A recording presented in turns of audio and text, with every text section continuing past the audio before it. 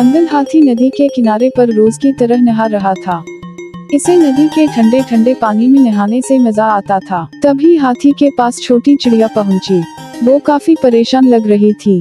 हाथी ने उससे उसकी परेशानी की वजह पूछी। क्या हुआ छोटी चिड़िया, तुम इतनी उदास क्यों हो? कहीं तुम्हें भी मेरी तरह जुकाम तो नहीं हो गया? नहीं मंगल भैया, मैं बीमार नहीं हूँ। मैं इस बात पर टेंशन में हूँ कि हमारे झुंड के परिंदे गायब हो रहे हैं।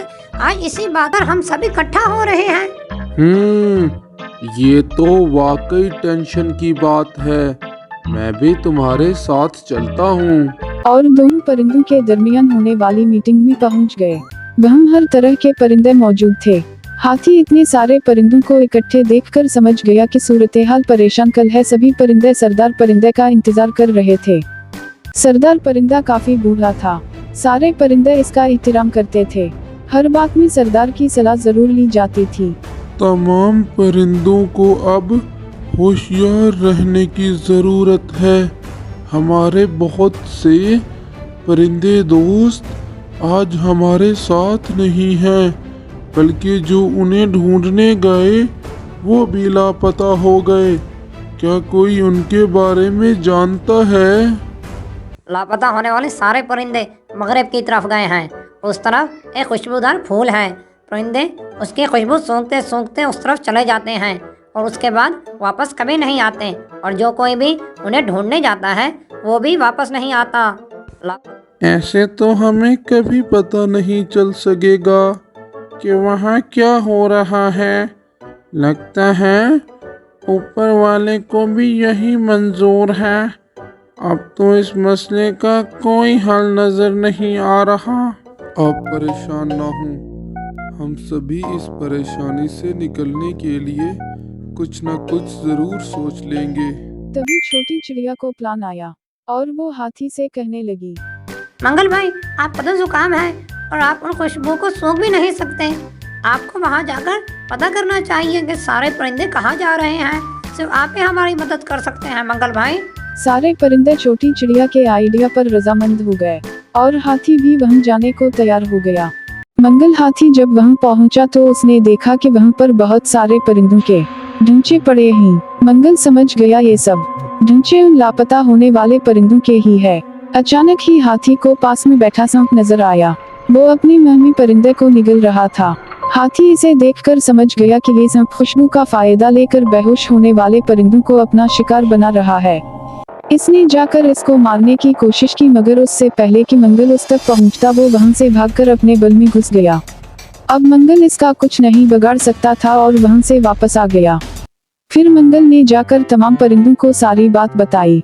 फिर सब परिंदों ने ये फैसला किया कि कोई भी उस तरफ नहीं जाएगा, मगर परिंदों का सरदार बोला, ऐसे तो हमें कभी पता नहीं चल सकेगा कि वहाँ क्या हो रहा है। लगता है ऊपर वाले को भी यही मंजूर है। अब तो इस मसले का कोई हल नजर नहीं आ रहा। मेरे पास इसका एक हल है। हमें से कोई एक परिंदा जहरीला फल खाकर उस सांप का शिकार बन जाए और उस जहर से वो सांप भी मर जाएगा, मगर इसके लिए किसी न किसी परिंदे को अपनी जान की कुर्बानी देनी पड़ेगी। नहीं नहीं, ये आइडिया किसी काम का नहीं है। भला कौन अपनी जान खतरे में डालेगा। सबने छोटी चिड़िया के आइडिया को मानने से इनकार कर दिया और सब वहां से चले गए। शाम हो चुकी थी, मगर छोटी चिड़िया अभी भी अपने आइडिया के बारे में सोच रही थी। इसने अपना जहन बना लिया था कि अब सुबह होते ही वो जंगल के तमाम परिंदों के लिए कुर्बानी देगी। आखिरकार सुबह हो गई। छोटी चिड़िया कुर्बानी देने से पहले एक बार सारे परिंदों से मिलना चाहती थी। जब वो सरदार ईगल से मिलने गई तो उसने देखा कि उसके घोंसले में कोई नहीं है। वो बहुत हैरान हुई और देखते ही देखते ये बात पूरे जंगल में फैल गई कि सरदार ईगल गायब है। फिर छोटी चिड़िया ने जाकर मंगल हाथी को बताया कि सरदार ईगल गायब हो गई है। कहीं वो सरदार ईगल खुद तो सांप का शिकार नहीं बन गए? मुझे जाकर देखना होगा। फिर मंगल हाथी भागता हुआ सांप की बल की तरफ गया। वहाँ का मंजर देखकर वो हैरान हो गया। इसने देखा कि सांप मरा पड़ा है और इसके इर्द गिर्द सरदार ईगल के पर पड़े हैं। वो सब समझ गया कि सरदार ईगल ने जंगल के परिंदों को बचाने के लिए खुद को कुर्बान कर दिया है।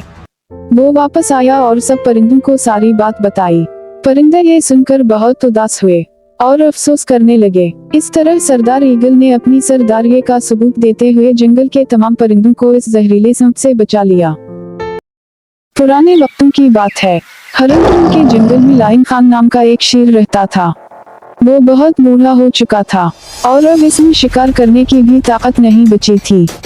एक दिन वो अपनी गार में बैठा सोचने लगा, अगर यही हाल रहा तो मेरी मौत तय है। मुझे कुछ न कुछ सोचना होगा ताकि बैठे बैठे मेरे खाने का इंतजाम हो ही जाए। फिर लाइन खान को एक आइडिया आया। उसने कौवे की मदद से पूरे जंगल में ये बात फैला दी कि लाइन खान बीमार हो चुका है। अपने बादशाह की बीमारी की खबर सुनकर जानवर इसकी तबीयत का हाल जानने इसके पास पहुंचने लगे। जैसे ही कोई जानवर इसके पास जाता तो लाइन खान पहले ही उसका इंतजार कर रहा होता और उस पर हमला कर देता। इस तरह बैठे बैठे ये लाइन खान को शिकार मिल रहा था और उसे शिकार के लिए गार से बाहर जाने की भी जरूरत नहीं थी। इस तरह कई दिनों तक यही सिलसिला चलता रहा। जानवर इसका हाल जानने आते रहे और लाइन खान शिकार करता रहा। इस तरह कुछ ही अरसा में लाइन खान मोटा ताजा हो गया।